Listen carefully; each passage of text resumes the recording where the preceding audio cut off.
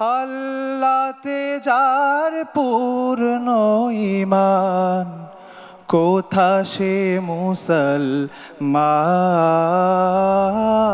কোথা সে। ঢাকা বিশ্ববিদ্যালয়ের সঙ্গীত বিভাগের শিক্ষার্থী আহমদ আতাউল্লাহ সালমান এটিএন নিউজের জনপ্রিয় রিয়েলিটি শো ইসলামিক অলিম্পিয়াডের প্রথম সিজনে বিশ্ববিদ্যালয় গ্রুপ থেকে চ্যাম্পিয়ন হওয়ার পরই পরিচিতি পান এই তরুণ শিল্পী। এরপর ইসলামী সঙ্গীতাঙ্গনে নিজের কণ্ঠের জাদুতে গান, গজল, নাশিদ ও কাওয়ালি পরিবেশন করে দেশ জুড়ে তৈরি করেন আলাদা পরিচয়। আমার জনম গেল ঘাটে ঘাটে। ইসলামী ধারার সাংস্কৃতিক প্ল্যাটফর্ম কাসিদা ব্র্যান্ডের সঙ্গে যুক্ত হয়ে তিনি আরও জনপ্রিয়তা অর্জন করেন। কাসিদার প্রধান কণ্ঠশিল্পী ও লিড ভোকালিস্ট হিসেবে তার পরিবেশিত বিভিন্ন গান ও কাওয়ালি জয় করেছে অসংখ্য শ্রোতার হৃদয়।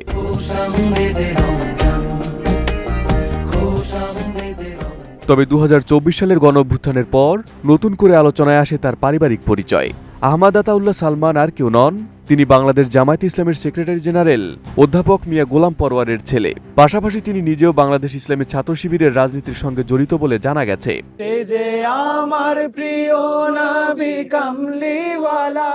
এরপর থেকে তার সঙ্গীত চর্চা, বিশেষ করে বাদ্যযন্ত্রের সঙ্গে গান পরিবেশন নিয়ে শুরু হয় আলোচনা সমালোচনা। সমালোচকরা প্রশ্ন তোলেন, ইসলামী আদর্শের রাজনীতির সঙ্গে সম্পৃক্ত একজন ব্যক্তি কিভাবে মিউজিকের সঙ্গে গান পরিবেশন করেন। কোয়ালিটি সম্পন্ন আন্তর্জাতিক মানের still bar CSRM, committed for better still. দীর্ঘদিনের সেই আলোচনা সমালোচনার পর এবার মিউজিকের সঙ্গে গান পরিবেশন ছেড়ে দেওয়ার ঘোষণা দিয়েছেন সালমান। ২৪ আগস্ট রাতে সামাজিক যোগাযোগ মাধ্যম ফেসবুকে দেওয়া এক পোস্টে নিজের এই সিদ্ধান্তের কথা জানান তিনি। ফেসবুক পোস্টে সালমান বলেন, ২০২৪ পরবর্তী বিশেষ প্রেক্ষাপটে সংগঠনের কিছু ভাইয়ের পরামর্শে সাধারণ মানুষের কাছে কাওয়ালির মাধ্যমে নতুন ধারার সাংস্কৃতিক বার্তা পৌঁছে দেওয়ার উদ্দেশ্যে কাসিদার যাত্রার সঙ্গে তিনি যুক্ত হয়েছিলেন। পরবর্তীতে বিভিন্ন অনুষ্ঠান ও আয়োজনে তিনি গান পরিবেশন করেছেন, যেখানে মিউজিকও ব্যবহার করা হয়েছে। তবে এই বিষয়টি অনেকের পছন্দ হয়নি বলেও স্বীকার করেন তিনি। সালমান জানান, তাকে যারা স্নেহ করেন এবং তার কল্যাণ কামনা করেন তাদের অনেকেই বিষয়টি থেকে বিরত থাকার পরামর্শ দিয়েছেন।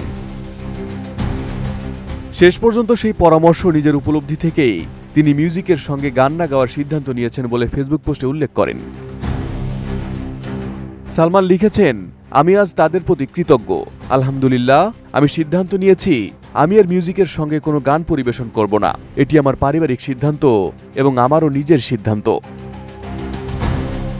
নিজের কোনো কথা বা কাজের কারণে কেউ কষ্ট পেয়ে থাকলে ক্ষমাও চেয়েছেন তিনি। একই সঙ্গে সবার কাছে দোয়া কামনা করে আল্লাহর কাছে নিজের ভুল ত্রুটি ও গুনাহ মাফের প্রার্থনাও জানিয়েছেন।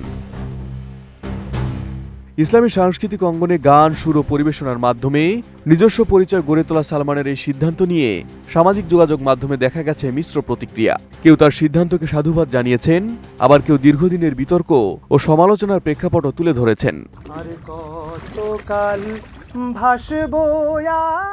Arif Hasan, ATN news.